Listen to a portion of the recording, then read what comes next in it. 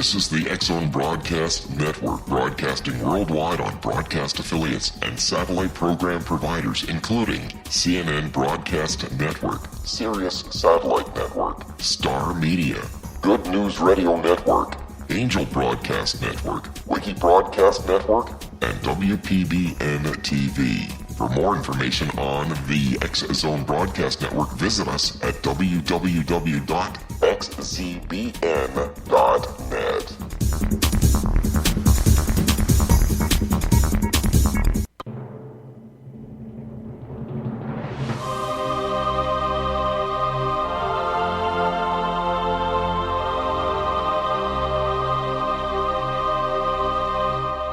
The Science of Magic with Gwilda Wiyaka is largely an opinion talk show. All opinions, comments, or statements of fact expressed by Gwilda Wiyaka's guests are strictly their own and are not to be construed as those of the Science of Magic or endorsed in any manner by Gwilda Wiyaka, Relmar McConnell Media Company, its affiliated networks, stations, or employees.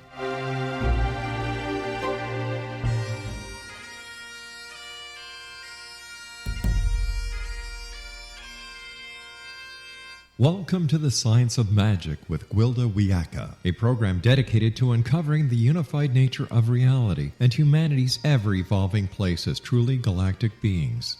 For more information on the Science of Magic with Gwilda Wiyaka, visit us online at www.thescienceofmagic.net.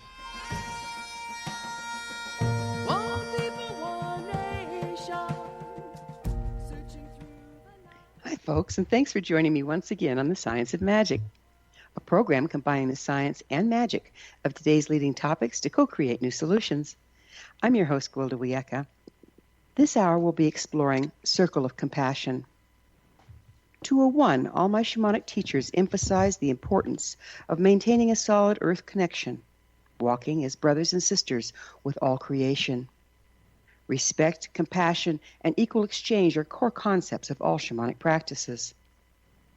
201, my teachers express great concern about the future of our world if our current imbalanced lifestyle and disregard of the earth is not corrected. Humankind is living in the illusion of separation, a lonely existence, and a dangerous one. If we feel we're not connected to all that is, we lose compassion for ourselves and the suffering of others. We stagger around doing great harm, not understanding the misery we cause in our unconsciousness. All we need to do is look around and realize this saddest state of affairs has reached critical mass. The entire earth is staggering under the toxic load humans have unwittingly created. We must reestablish our heart connection with our relations, re-enter the circle of compassion before all is lost. When we put down our cell phones and tablets, park our cars, step outside of our dwellings, and truly see, the massive suffering our lifestyle is causing becomes obvious. Dying bees, entire species going extinct, homeless on the streets, and children killed by chemical warfare are all grim signs of a system that's failing us. What can we do to correct the situation? How can we hope to turn this mess around in time? Our guest this hour may have some surprising information preserved in myth and legend that can guide us back home. With us is Lee Van Ham, author of From Egos to Eden, Our Heroic Journey to Keep Earth Livable, and co-director of U.S. Mexico nonprofit Jubilee Economics, focused on OneEarth living. Lee was born to a tenant-farming family in Iowa and pastored in the Midwest for 32 years before switching to work explicitly on the interplay between ecology, economics, justice, and spirituality. He and his spouse, Juanita, relocated to Chicago and San Diego in 2002, where they share living with another household. Lee's website, theoneearthproject.org. Lee, thanks so much for joining us on The Science of Magic. It's really quite a pleasure, Gwilda. I'm so glad you found me out there through the great magic of the internet, and that we're connecting today. Yes, it's a pleasure. What prompted your career change from being a pastor for 32 years? Oh, I think the quick answer is having two cancers, and getting really depressed during the chemotherapy. I had 2 cancers simultaneously, and leading up to that time, I had often been, well, I'd been getting more and more attracted to issues of economic justice and economic reform, and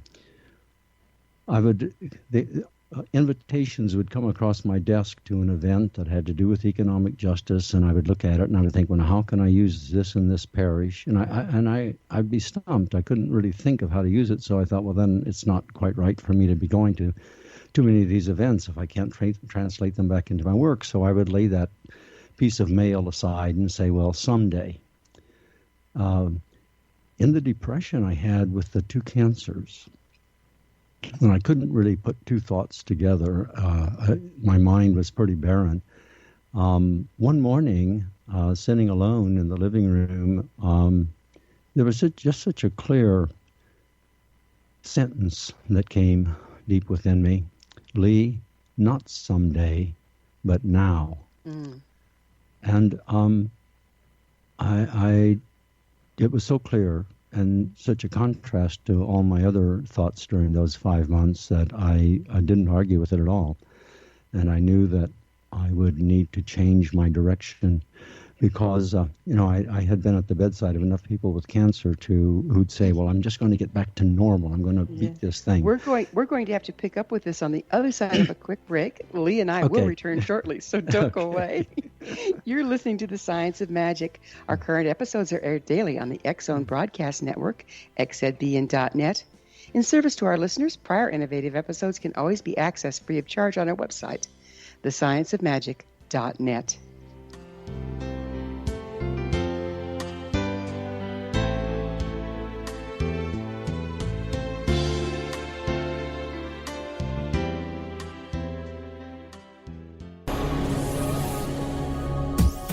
This is the X-Zone Broadcast Network, broadcasting worldwide on broadcast affiliates and satellite program providers, including CNN Broadcast Network, Sirius Satellite Network, Star Media, Good News Radio Network, Angel Broadcast Network, Wiki Broadcast Network, and WPBN TV. For more information on the X-Zone Broadcast Network, visit us at www.xzbn.net.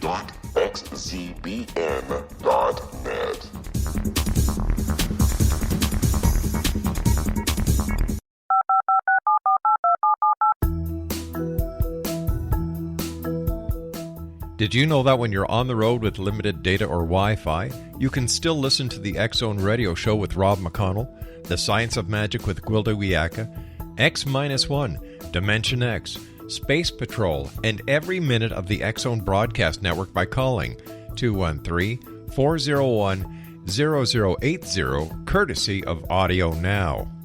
No smartphone, app, or internet needed. It saves your data plan, and it's free if you have unlimited minutes. Call 213-401-0080 to listen on any phone, anytime, anywhere. Remember 213-401-0080 for the best of the paranormal, parapsychology, and sci-fi radio programming anywhere, 24/7, 365.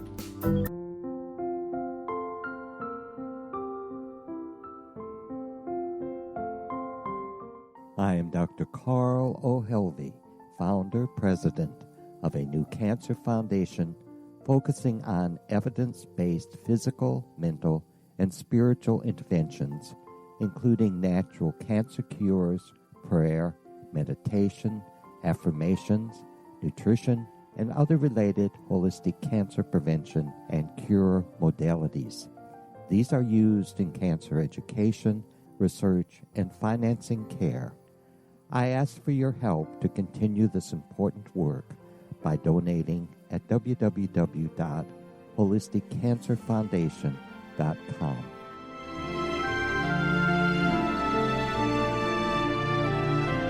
Hello, I'm Pete Marsh. With my daughter Justina, we will be presenting the new radio show, Too Good to Be True. If something seems too good to be true, it usually is. But with the help of Justina's amazing gifts, we're going to gain insight into questions that don't yet have complete answers. Have you wondered who built Stonehenge and for what reason? Why are crop circles found in the same region as Stonehenge and elsewhere? Are crop circles a hoax, or are they created with technologies that we have little knowledge of?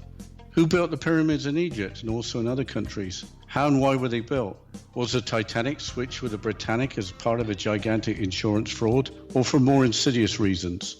What caused the Tunguska event when trees were flattened over an 800 square mile area in Siberia? Will the new insights be too good to be true? Well, that will depend on what you are prepared to believe. Please join us as we start on this journey together. For more information on Too Good to Be True, visit www.xzbn.net. Little children aren't the only ones afraid of the dark. Millions of soldiers return from war zones with PTSD, anger, frustration, fear, and loneliness, much of which surfaces during the darkness of the night. You have the chance to change the lives of these American heroes. Songs and Stories for Soldiers.us provides free MP3 players for these men and women. With a list of 3 million songs in 16 different styles, 100,000 audiobooks, and 30,000 old-time radio programs, every veteran can find something to soothe and comfort them at no cost. All our players contain an 8-hour audio program designed to help veterans fall asleep. With 1,500 plus vets now participating, it's our goal to deliver 10,000 audio players this year. Go to our website at songsandstoriesforsoldiers.us. Help us help a veteran make it through the night.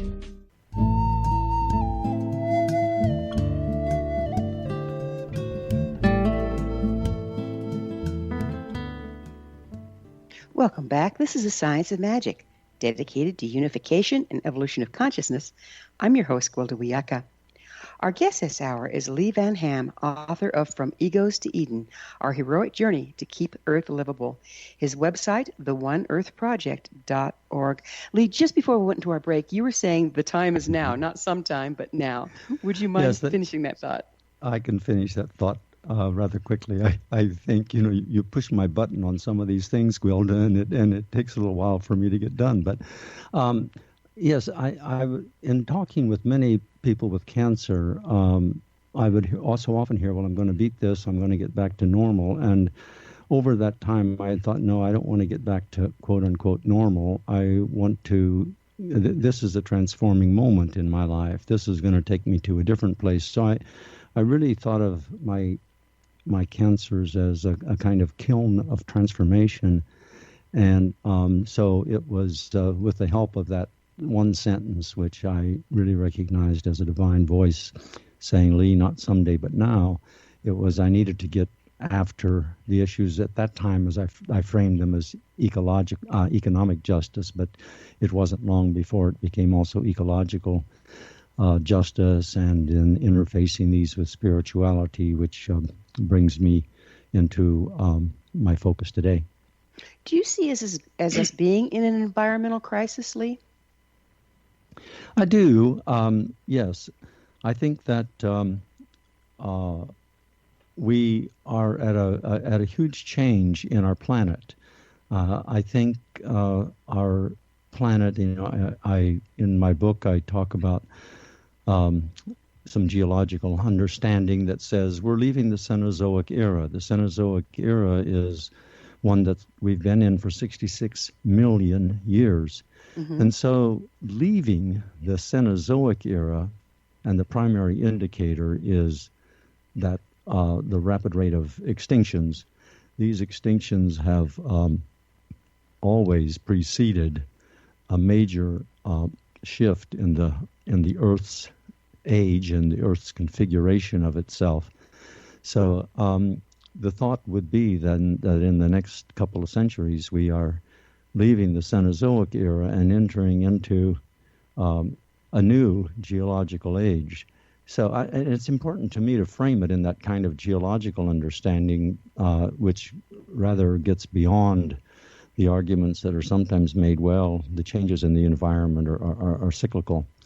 And of course, there is a great, marvelous set of cycles that continue to happen in our oceans and atmospheres and all. But I think what's happening now is a very large transformation of the earth. And so we are in ecological crises because civilization has configured itself into structures and systems that do not fit where Earth is heading. Got it. So, biblically speaking, there are myths and legends of great global catastrophes. Do you think we've been in this situation before in ancient history? I don't think humans have been in quite this situation before. I mean, if you think of our species as, there's, not complete consensus, but at least let's say our species has been on the planet for a couple 100,000 years. That is a long time, but it certainly pales next to 66 million of the Cenozoic era. So, whereas our species has certainly made many significant adjustments from the glacial age or the Pleistocene into the Holocene era and now the Anthropocene. These are certainly significant adjustments. This one is bigger, and that's why Thomas Berry wrote this book, The Great Work, because he saw that what we are doing now is something beyond what our species has yet had to face. What do you think the changes in our species are going to look like? Oh, wow. Yes, that question really, really urges us to use our imaginations, doesn't it? Yeah.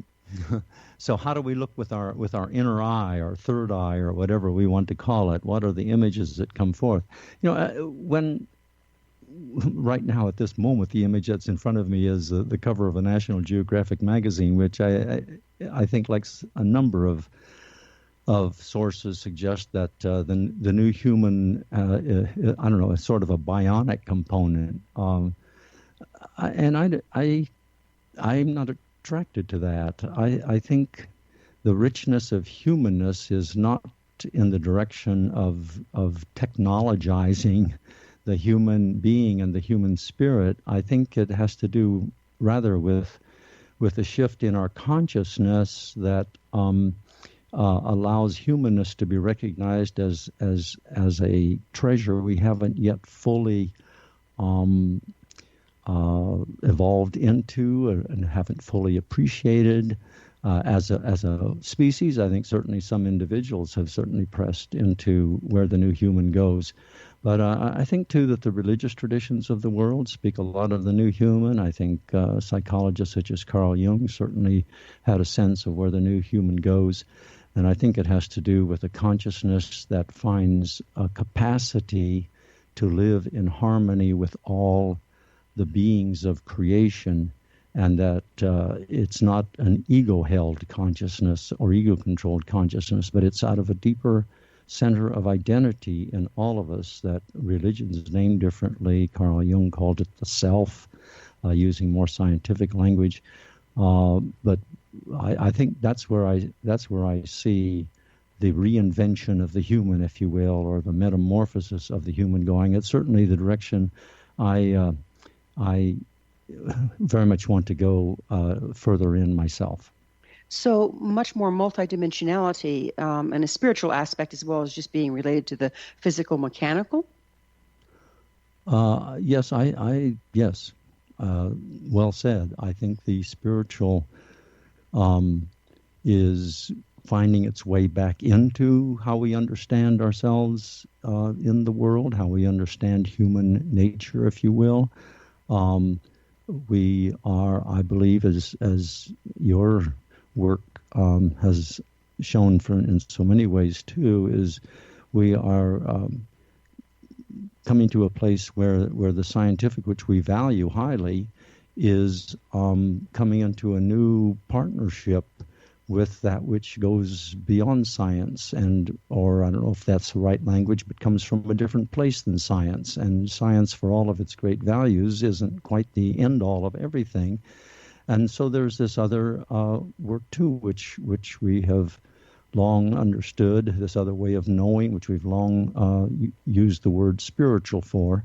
And I believe that the spiritual is, in fact, coming into new acceptance as we appreciate more and more the mystery, the profound mystery our universe and of the human being and of the interconnected community of life on our planet.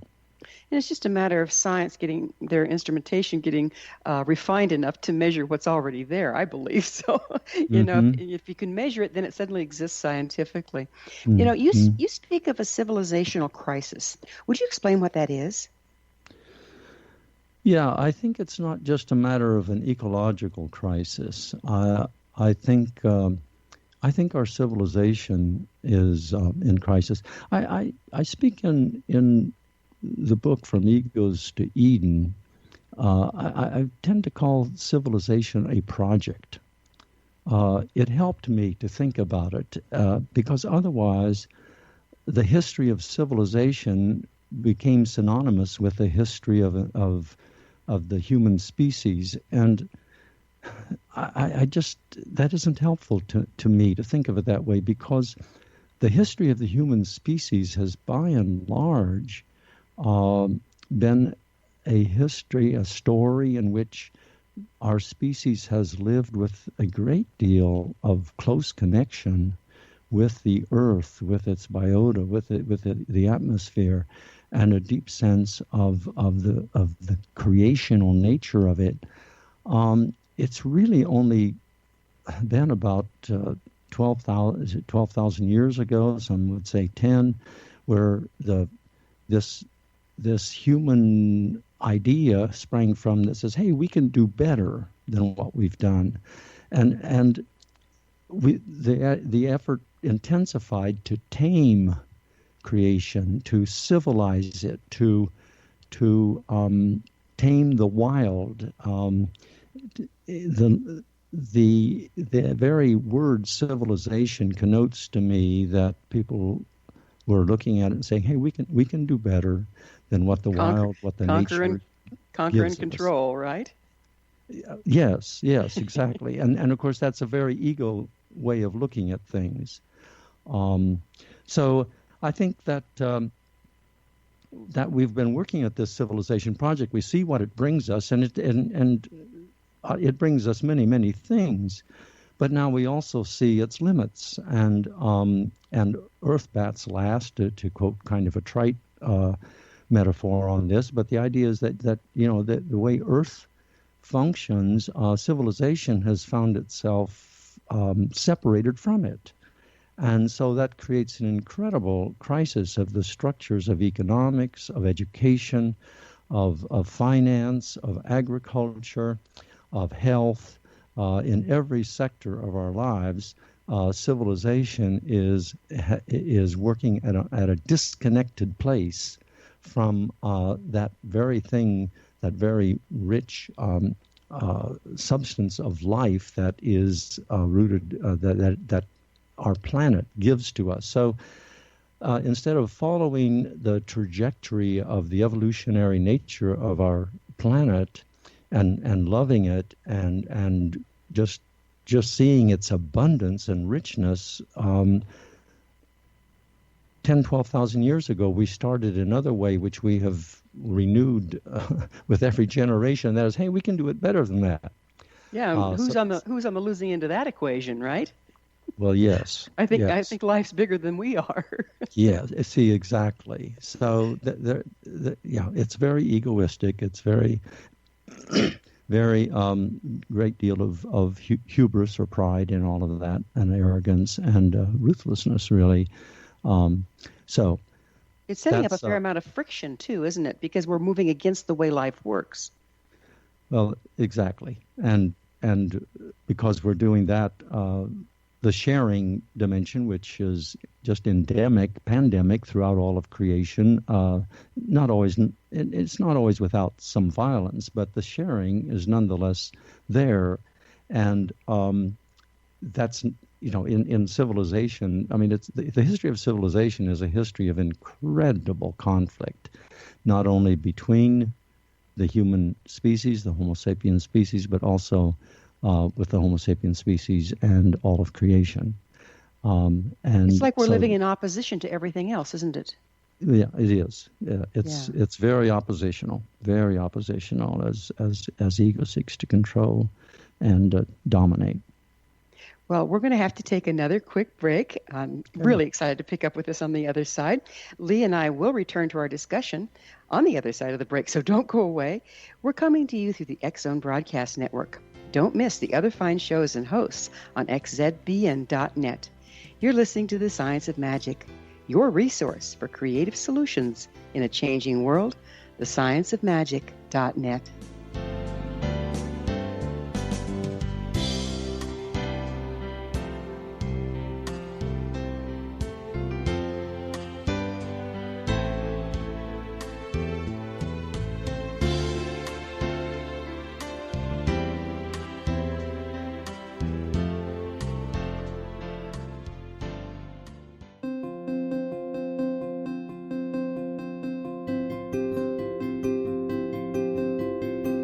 Dreams are our personal gateways into infinite wisdom. Don't miss shamanic counselor and indigenously trained dream decoder Sandra Corcoran's inspiring book, Shamanic Awakening Between the Dark and the Daylight.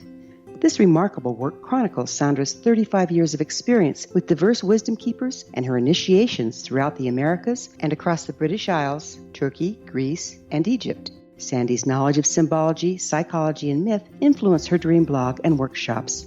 Sandy offers private tarot readings, international journeys, a meditative CD, as well as her book, Shamanic Awakening, to encourage you as you navigate this earth walk, creating a deeper connection to yourself and all that is. Find this and more at Sandy's website, starwalkervisions.com.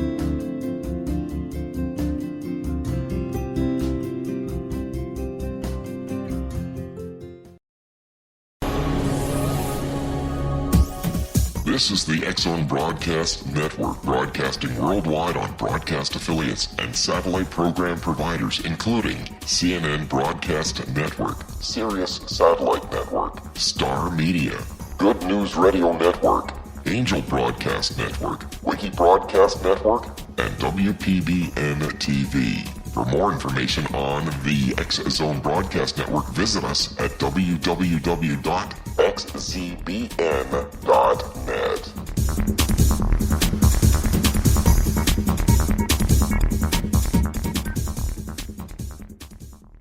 How would you like to be able to read other people's minds? Well, the next best thing is here. When you know how to read a person's name, you know how the person thinks, feels, and behaves. Each letter in our name holds a key to unlock our true essence. Our name contains both our gifts and challenges in this lifetime. Mnemology science discovers personality secrets hidden in the placement of the letters of our names, including the first and last impression people remember about us. Sharon shows us how to interpret the arrangement of letters as outlined in her book, Know the Name, Know the Person.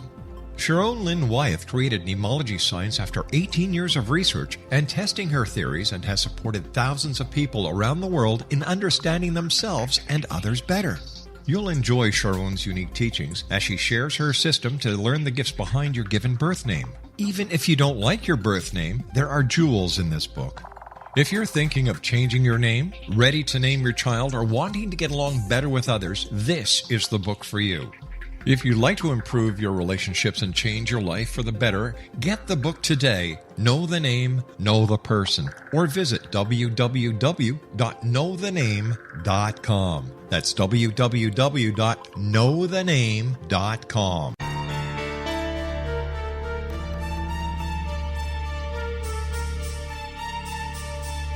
Hello, I'm Justina Marsh, and with my dad Pete, we are going to present a new show called Too Good to Be True. Together, we are aiming to discover more truths about this world and beyond. Do you have unanswered questions about the world? Do you ever wonder about aliens, conspiracy theories, or the universe? There are many shows discussing subjects such as pyramids or UFOs, but we want to relay this information based on our own research, including from spiritual means. Hopefully, listeners will be helped with their own beliefs and will appreciate the psychic insights that add to the previous research and information. We both look forward to sharing this insight and beginning this journey with our listeners. Visit xzbn.net for more information about when to listen.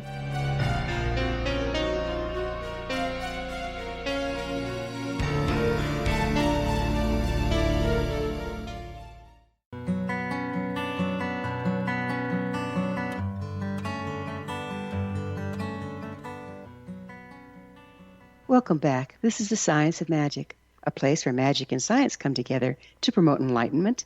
I'm your host, Gwilda Wiyaka. Our special guest this hour is Lee Van Ham, author of From Egos to Eden, Our Heroic Journey to Keep the Earth Livable. His website, theoneearthproject.org. Lee, what exactly is One Earth Living?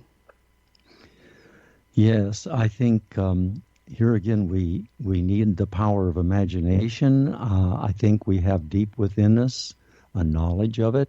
I really think that's where such things as the archetype of the garden, which in Jewish and Christian tradition gets translated into Eden, comes from. I think there's within the human soul this this notion of a world in which there is harmony, and I don't think it's there just because it's there to tease us or to give us an impossible ideal. There is a certain amount of impossibility, I guess, always to our fantasy, but I think it's there as a motivational energy and potential and structure for how to shape living. So One Earth living is a contrast to multi-Earth living. I think that's another important way to talk about it. Multi-Earth living is essentially what civilization has given us. Civilization has given us a set of structures and systems that we now realize so clearly require more than what our planet gives. The ecological footprint that the globe is operating on right now is about 1.5 planets. That includes everybody, rich and poor.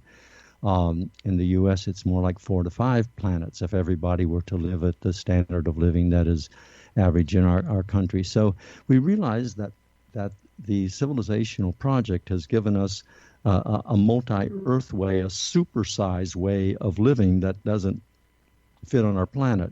Now, what do we call the opposite to that? Well, I call it One Earth living. There are different words, but I just decided that it was it just made lots of sense to me when I started using this terminology. Say, okay, this is multi-Earth, and I created, made that one word, and then there's One Earth, and made that one word. I'm certainly not the only one to do that, but it was new to me when I thought of it. So it was only later that I discovered other people. Oh yeah, well, and how often we've discovered that when we have a thought that's new to us, it isn't really new to everyone, but it just shows we reach cultural base, so that everybody comes up with something similar at the same time. Yeah, exactly, yeah. And so it's just great that it shows our connectivity even when we're not fully conscious of it. So One Earth living then is well, let's say it. Thomas Berry talked about if we're coming to the end of the Cenozoic era, what is the next era? Is it better? Is it worse? What is it? And he said he wanted to call it the Ecozoic era. He and Brian Swim, another person, call it that. This is the not the Cenozoic but the Ecozoic. It's not just the era of mammals, but it's the era when there's a harmony of all of life living in an Ecozoic era where interdependence is recognized as the treasure that it is, and we recognize that as humans, with psychological and spiritual work, we can dethrone our egos, which are actually confining and restrictive, though they resist being dethroned enormously. We can do it, and we can move, we can transcend that, we can enthrone another center of identity, which, as I mentioned before, Jung called it the self. But it's another center of identity in our souls that religions all have different names for, whether we call it the Buddha, the Christ, or many others, depending on the religious tradition and culture. Don't you believe as we come out of that ego-centered place and move more into unity, that the natural result will be an ecological approach to life? I do. I think that's exactly right, Gwilda. I think what happens we get to a place in consciousness where we say, "What? We used to want to live that way," which we do in our lives anyway. At age 40, we look, "What? I used to think that was good at age a decade ago or whatever," and if we have any kind of spiritual epiphany, we. Not that we suddenly live with great perfection, but we look at an earlier way of consciousness and we know we can't live that way anymore. We are in some capacity changed forever. And I think that as we move into the topography of spiritual consciousness more fully, we'll just look at some of the civilization project and the ego-centered nature of living and multi-earth living will say, "Oh, I can't do that anymore. that isn't It's just not working." So exactly. It's sort of impoverished, Yeah. So if we're looking at the Eden analogy, also there was the fall. Are we viewing Eden as unity and synergy, and the fall as when we decided we had a better idea? Mm-hmm. Yeah, very much so. I intentionally used Eden. I really struggled with that one, whether I was going to use this mythology, because I think in the story of civilization, Eden is almost universally connected with the decline of a low view of human nature, that greed and pride and wanting to control take over, and we really can't get past that. That, I believe, is a really very incorrect telling of the Eden myth. And so I decided, okay, I'm going to risk it. I'm going to put forth my best effort to talk about the Eden mythology in a different way. So what I really think, the Eden mythology and the book of Genesis in which it's in, I really think that it was a protest of the Neolithic Revolution, which is really the revolution that started the civilization project in earnest. And it developed city-states that were imperial, and from there to nation-states finally, some millennia or so later.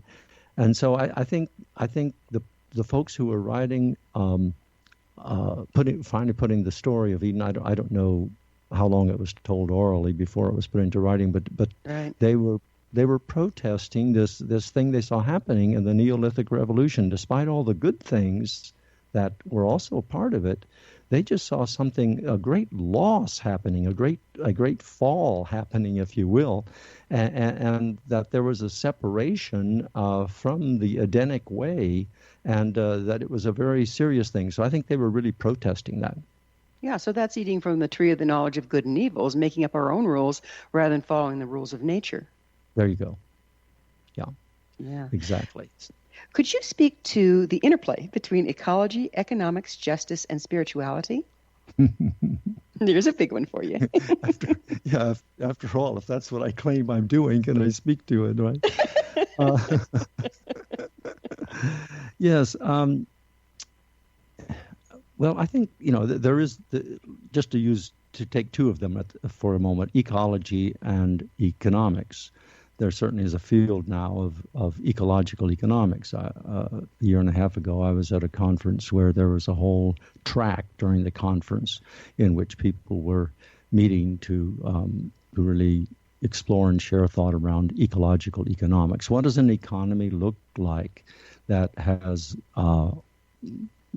great sensitivity to the planet and the species, that looks at much more than financial profit as a measure of strength of economics? So I'm very interested in how ecology and economics work together, and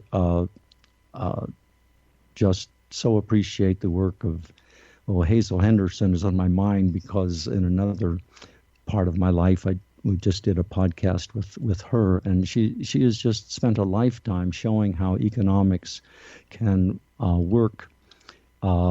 It doesn't have to be this profit-driven set of structures that gets us farther and farther disconnected from Earth and life. So that's a great interest of mine, and I believe that that we have many personal disciplines that we can do that are really very enriching. I often talk about retraining ourselves to live in the abundance of Earth's enough. That Earth clearly has limits. We can't talk about unlimited growth. That's really quite nonsense, quite a nonsensical way of talking when we live on a planet with limits. So nonetheless, Earth is abundant. So how do we share in the abundance, not just as humans, but with all of creation? So that to me is a great interest, ecological and economics. And then those relationships that evolve are more just.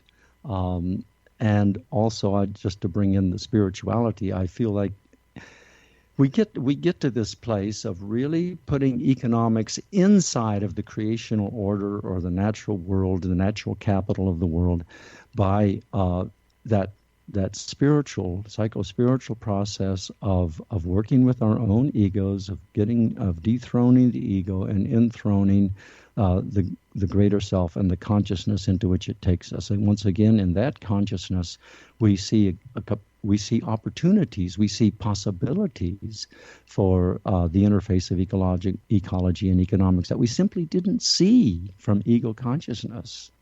It's so simple. It seems like, I've always been fascinated with the older ways of being on the planet. Root cellars and ice houses and that sort of thing. And I've actually sold everything I had and built a off-grid passive solar and active solar home. And it's very small, and I'm in the middle of nowhere around the mountains. But the light wakes me up. The well provides the water. Everything being solar, you're working with the way life works. And I find my health and my well-being has just in the last 2 years increased exponentially. And so we've really stepped out of the economical way of being, haven't we? Yes. We work against ourselves. Well, again, I think that's really well said. I mean, nature has, we talk about biomimicry, and usually biomimicry means, we make a product that copies nature's way. But I think what I heard you saying, what your little quick vignette of a story there from your own life, which I appreciated, has me saying, Gwilda's trying to mimic in her whole economic way of life. She's trying to mimic creation. And that's where I feel, we need to be with our economic model. It isn't the model of a growth economy doesn't mimic creation. Nature grows in some places, but then it contracts in others. And so the idea that we can just grow doesn't at all copy nature. So we need to practice biomimicry in our economics, copying nature, and then the kind of well-being and richness that you were just describing, including personal health, I think is the expected result. It's a natural result. Well, we're going to have to take another quick break. Okay. So, Lee, you and I will be back shortly.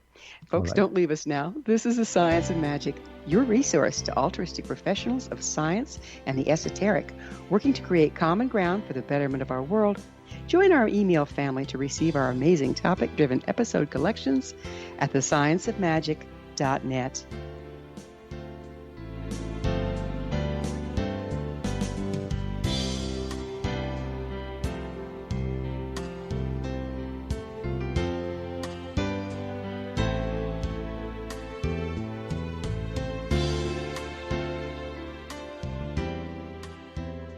Hi everyone, Rob McConnell here, and I wanted to spend a moment on internet streaming. Everybody has heard about internet streaming, but not many know much about it. Did you know the internet streams just about everything? Movies. From new releases to old classics. TV shows. Almost every show, every episode, and much more. But the question has always been, how do you do it? Well now, thanks to the folks at 123 Ready TV, I have the answer for you. They have developed a simple program app, 123 Ready TV, that you install on your Windows PC, Android smartphone, or Android tablet that can have you streaming like a pro in less than 5 minutes. You truly won't believe how much is available or how easy it is to do until you try. And for a one-time cost of only $19.99, this product is a real winner. To To learn more about 123 Ready TV, visit our website at www.xzbn.net.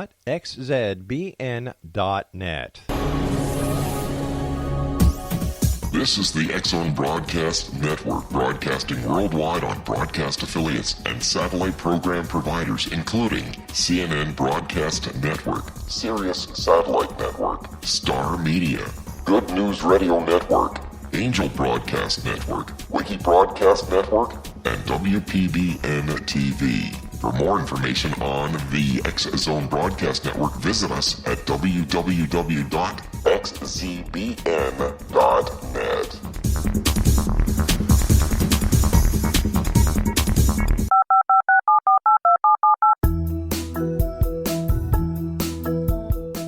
Did you know that when you're on the road with limited data or Wi-Fi, you can still listen to the X-Zone Radio Show with Rob McConnell, The Science of Magic with Gwilda Wiyaka, X-1, Dimension X, Space Patrol, and every minute of the X-Zone Broadcast Network by calling 213-401-0080, courtesy of Audio Now.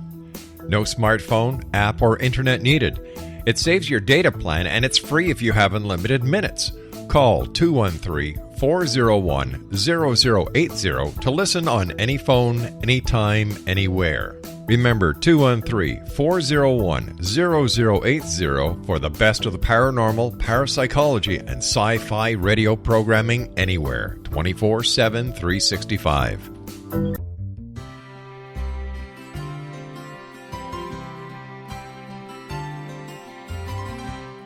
True healing must address 4 levels: physical, emotional, mental, and spiritual, for us to live joyful and productive lives. We tend to treat 3 of the 4, leaving the spiritual languishing. If you're tired of the same dysfunctional patterns cropping up in your life, Soul Balancing is for you. Trixie Phelps, owner and founder of Soul Balancing, is a naturally gifted energy healer trained in numerous esoteric forms, including shamanism. Trixie has created a powerful modality that safely and effectively clears your energetic field. A soul balancing session can remove interference, heal trauma, and restore your hope.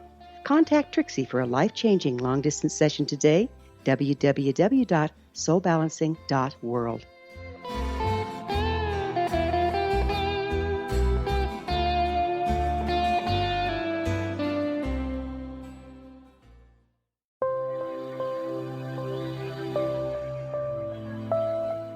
There's a legend shared by many indigenous cultures of a time when the nations were cast to the 4 corners of the world. Each nation was given a body of sacred knowledge that held a different portion of the truth to preserve. True reality could not be known until all the nations reunited, combining the information. If a single one was missing, the world could not be reborn and darkness would prevail. The Science of Magic Radio is dedicated to reuniting the sacred knowledge. With the understanding, none of us has all the answers, but together we can open new perceptions and possibilities.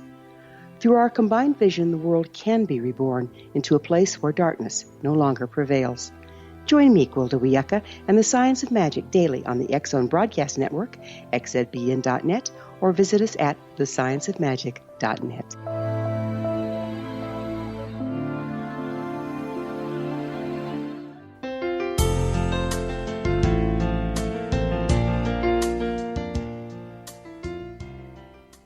Welcome back. This is the Science of Magic, bringing together gifted people of service to the world. I'm your host, Gwilda Wiyaka. What's up in your world? Email me at info@thescienceofmagic.net and suggest a guest or a topic that's on your mind. You're probably not the only one that wants to hear about it. Again, our guest this hour is Lee Van Ham, author of From Egos to Eden. His website, theoneearthproject.org. You speak of being on a heroic journey. Lee. What do you mean by that? Right. I'm glad we're getting to this question because in some ways I feel like it's a little bit of a unique framework to look at our ecological and civilizational crises, I believe. It was Joseph Campbell who discerned that in some of the great stories there is a recurring storyline, and he called it the hero's journey. Then Christopher Vogler has really popularized that some, and he became a consultant using Joseph Campbell's model, became a consultant to movie makers and film writers. For example, we get The Lion King and the The Raiders of the Lost Ark. I'm trying to remember some of the movies that Christopher Vogler has worked on, but he helped them deepen their stories by looking at the hero's journey. Now, I've called it the heroic journey. I partly to get past the gender, but partly, and I'm not trying to say that the journey is exactly the same for both genders, but there is a sense, I think, in which the masculine and feminine in each of us is absolutely essential for this journey, and the heroic journey. Like if you take Homer's work, centuries ago, the hero, the heroic, the one who's completed the heroic journey returns home changed. So you get the kind of thing where T.S. Eliot wrote in his 4 quartets, all of life is a journey, and the end of it is at the beginning. We return to the place from which we began, and we see it for the first time. And also the heroic journey is such in which the world you leave is a world that you realize is in deep, deep stress, and for whatever reason you're called to the adventure of finding the elixir, the treasure, whatever it is that can bring healing. It seems to me that we are now all called to this kind of a task, and we are to go on that journey, and it invariably means going into the underworld. This is not just some kind of rational endeavor that we can make, and all along the journey, it's like, man, this thing is bigger than I am. How am I even involved in this? I can't do this. And then allies. Whose idea was this, right? Yeah, exactly. And then allies come along out of nowhere. So grace comes in through people or experiences or whatever, and then we can go a little bit further. And I know, and we get into the underworld is really the unconscious, the dark side. I think Star Wars has really helped bring into popular culture the whole notion of the dark side and the encounter with the dark side, the encounter with the unconscious.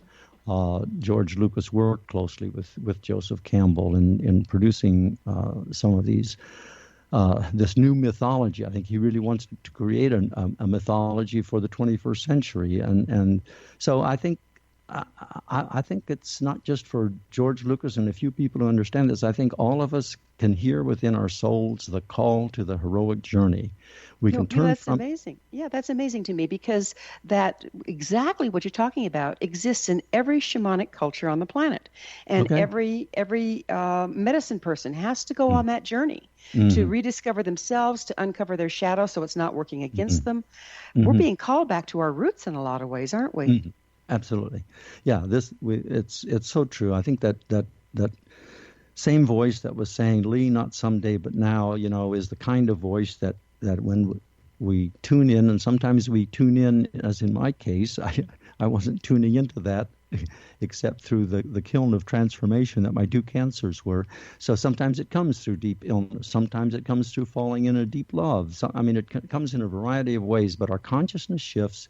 We hear that call, and we know we can't keep living life the way we were. And I think that's where we are today. We see what's happening in the climate. We see what's happening in our civilization. If we're at all tuning in within ourselves, we don't just see the external, but we hear and sense the internal, and we are being called to this journey, which is going to take us into the unconscious. We're going to look at the dark side of civilization, the dark side of ourselves, and there we will find the treasure of interconnectedness that we've lost through the disconnection of the civilization project and the disconnection of ego control in our lives. We reconnect with that, and that is a profoundly spiritual transformation and metamorphosis that happens, and that's the heroic journey. But this journey ends up back at home. Explain that one. Yeah, in a sense. I mean, that's, and yet you don't recognize home. But you know, and it works because this journey isn't going to take us off the planet. I mean, there are mythologies that talk about leaving the planet in various ways, but my sense is that this journey, we're still returned to our planetary home, but the consciousness has shifted so greatly that we see our planet differently, and we see our home differently, and we want to live in our home with a more profound love than we've ever had for her before. I mean, it really is a sweetness to our home, and the home sweet home expression, which is trite on the one hand, but when we and I don't want to claim that I've completed the heroic journey. I mean, I don't exactly know where I am on the heroic journey myself, but I know that my consciousness does continue to change. I do see things differently. I don't even know that our lives are just one journey. You know, maybe there are multiple ones. I don't know how to think about all of those things, but we do come to a place of where our consciousness is larger than what the ego could ever control. We're open to new influences. We're open to a sense of mystery that comes to us from beyond and from deep within, from among other people, from other species.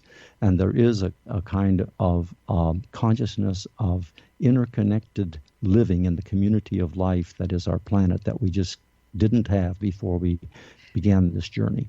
You know, but to be the devil's advocate, sure. the shadow side of humanity seems so large. What's it going to take to move beyond it? Yeah. Yeah, and of course, well, there's two things.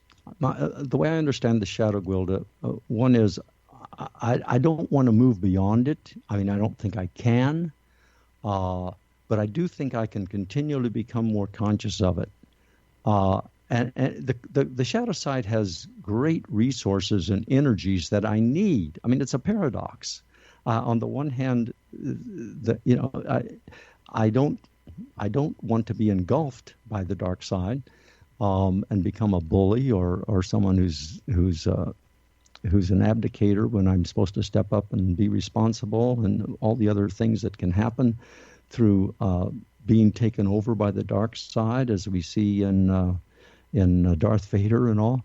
But I want as much of the dark side to be brought to the light as possible, and in that process, which lots of times isn't very pleasant, is it? But in that process, I do find new energies and strengths that I never had before, and that's how my consciousness grows. So it's more of the denial of the dark than trying to abolish it that's the problem. I think that's right. I'm not trying to get rid of it. I don't think it's possible, because I mean, how do we ever come to complete consciousness, right? As soon as my consciousness grows, there's more unconsciousness at the edge. Exactly. So it's an ongoing project. Yeah, and that's kind of the beauty of it, you know. I mean, we have just a little bit of time left. What can you tell us is the single most important thing every individual can do to help create a world beyond our current crisis? Mm-hmm. You know, I just heard a climate scientist talk about this, and that very question came up, and he said, find allies. Find allies. Find people who will go this journey with you. And that has made such an impression on my mind. I don't know if I can get beyond that in our conversation right now. That's a powerful statement.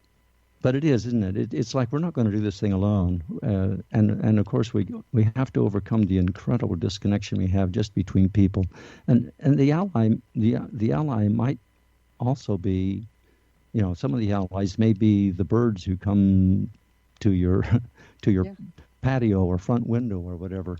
Exactly, the earth itself, spirit, allies. Exactly.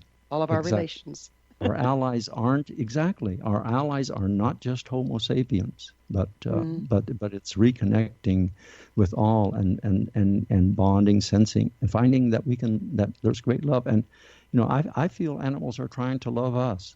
Time is flying, and we're out of it. Lee, thank you so much for being on our program. Let's do it again. It's fun. Let's do it again.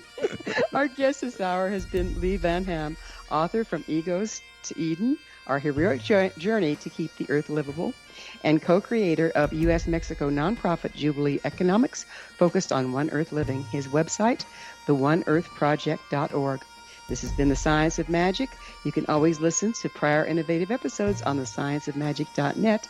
Until next time, dear ones, may you be blessed with knowledge and comfort with love as you re-enter the circle of compassion.